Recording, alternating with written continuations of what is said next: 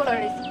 প্রথমে আমি পোলাও রেসিপির জন্য এখানে তেল দিয়ে নিচ্ছি পরিমাণ মতন। তারপরে এটাতে পেঁয়াজ দিব। পেঁয়াজটা আমি ভালোভাবে নাড়াচাড়া করে পেঁয়াজের পেস্টটা বানিয়ে নিব।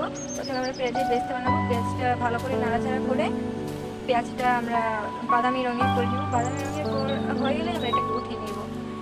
তারপরে আমরা এটা উঠিয়ে নেব। তারপরে আরেকটি পাত্রে আমরা এরকম পেঁয়াজ বেস্ট নেই, আমরা দিয়ে দিব পেঁয়াজ, তারপরে গরম মশলা দিব, দারচিনি, এলাচি, তেজপাতা, তারপরে গোলমরিচ দিয়ে আমরা এটাকে ভালো করে ভেজে নেব। ভেজে এখানে আমি দিয়ে দিচ্ছি 1 চামচ ঘিটা দিলে অনেক সুন্দর গ্রান আসে। তারপরে এটার উপরে আমরা দেবো রসুন বাটা, আদা বাটা, তারপর ভালো করে নেড়ে নিব। আদা রসুনের গন্ধটা চলে গেলে আমরা এখানে চাল এড করে দেব।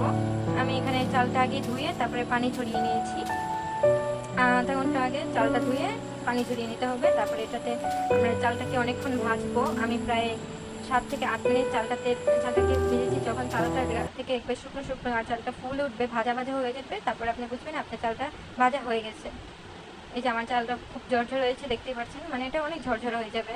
তারপরে এখানে আমি দিয়েছি পানি। আমরা যদি 2 কাপ চাল নিই তাহলে 4 কাপ পানি দিতে হবে, আর 4 কাপ পানি চাল নিলে 8 কাপ পানি দিতে হবে। আর আমি দিয়েছিলাম 4 কাপ চাল, তার জন্য আমি 3 কাপ পানি দিয়েছি আর 1 কাপ দুধ দিয়েছি। আজকে আমি দুধ পোলাও বানাবো, যার জন্য দুধ দিয়েছি।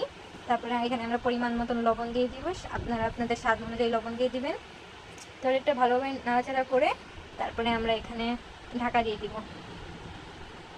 তারপর আমরা 3-4 মিনিট পরেই এটা দেখবেন হয়ে আসছে। যখন পানি একটু একটু থাকবে তখন এটাতে দিয়ে দেবো কাঁচামরিচ দিয়ে দিব।